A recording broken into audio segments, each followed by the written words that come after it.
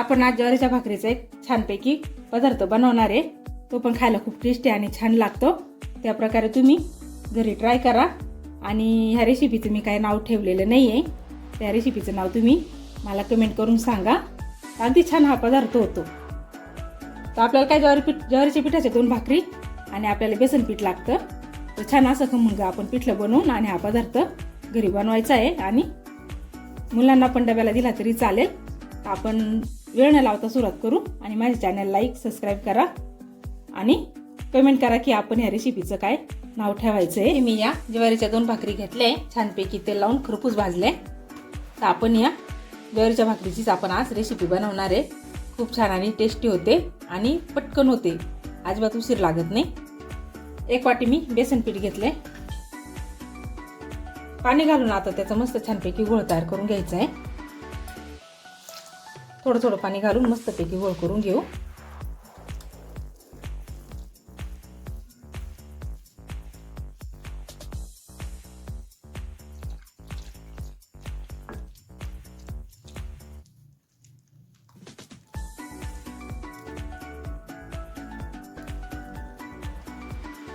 याचा छानपैकी मी गोळ तयार करून घेतलाय पिठाचा।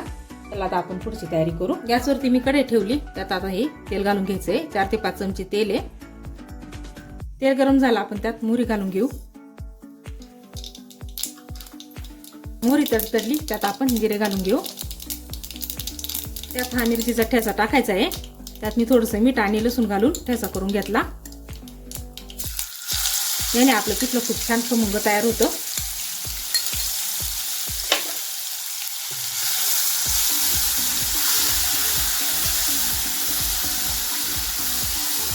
थोडासा कांदा घालायचा त्याच्यामध्ये, आपल्याला आवडत असलं तर घालायचा, नाही आवडलं तर नाही घालायचा।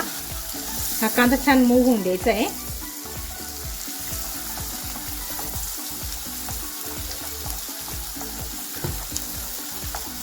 कांदा आपला छान असा मऊसूत झाला आहे।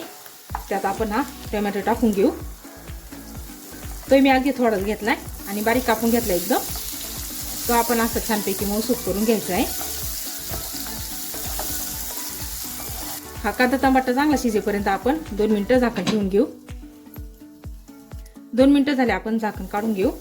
कांदा टमाटर छानपैकी झालाय आपला, व्यवस्थित शिजला। अर्धा चमचा आपण हळद घालून घेऊ त्यामध्ये आणि थोडीशी कोथिंबीर टाकून घेऊ।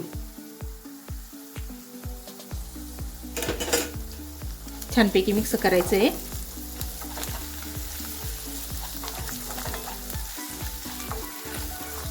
थोडंसं मीठ टाकून घेऊ।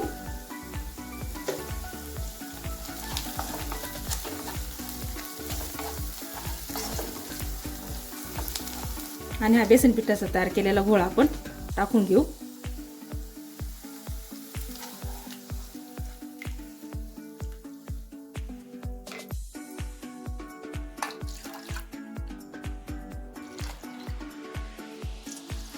यात आवश्यक तेवढं आपण पाणी घालून छानपैकी खमंग असं पिठलं तयार करून घ्यायचंय। खूप जास्त पाणी पण घालायचं नाहीये। आपलं पिठ असं छानपैकी घट्ट किंवा जास्त पातळ पण झालं नाही पाहिजे। या प्रकारे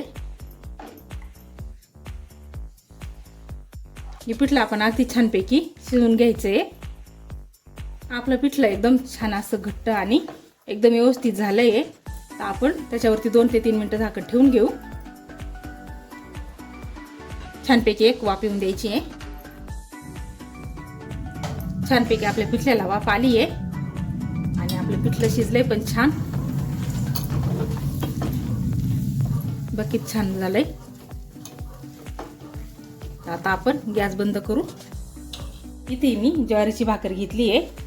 तर मगाशी मी तुम्हाला सांगितल्याप्रमाणे अगदी छान तेल लावून खरपूस भाजून घेतली मी। तर त्यावरती आपण हा टोमॅटो सॉस लावून घ्यायचा आहे।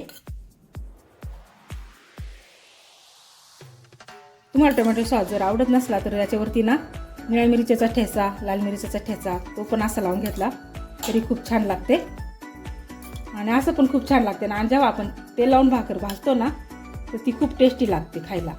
आणि ज्वारीची भाकर म्हटलं म्हणजे ती आहेच चांगली, तिच्यामध्ये खूप प्रकारचे तत्व असतात आणि खायला हलकी आणि पचायला पण हलकी असते ती।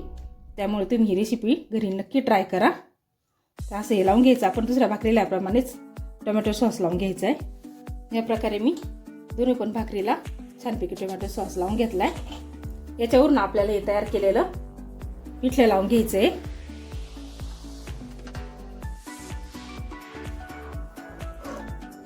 हे पिठलं अगदी खमंग झालंय, अगदी छान झालंय. त्या प्रकारे तुम्ही पिठलं बनवायचं आहे. खूप पातळ पण करायचं नाही आणि खूप घट्ट पण करायचं नाही, अगदी या प्रकारेच बनवायचं आहे.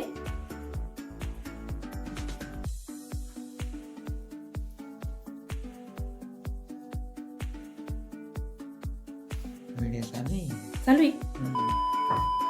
या प्रकारे एक लेअर अशी पिठल्याची लावून घ्यायची आपल्याला याप्रमाणे, आणि दुसरी बनवली भाकर त्याच्यावरती अशी पालथी ठेवून द्यायची छानपैकी.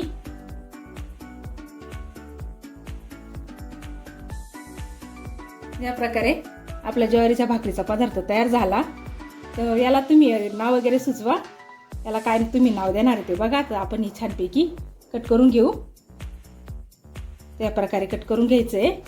आणि हा पदार्थ आपल्याला प्रवासामध्ये, सकाळी नाश्त्याला, डब्याला मुलांना अगदी छान लागल.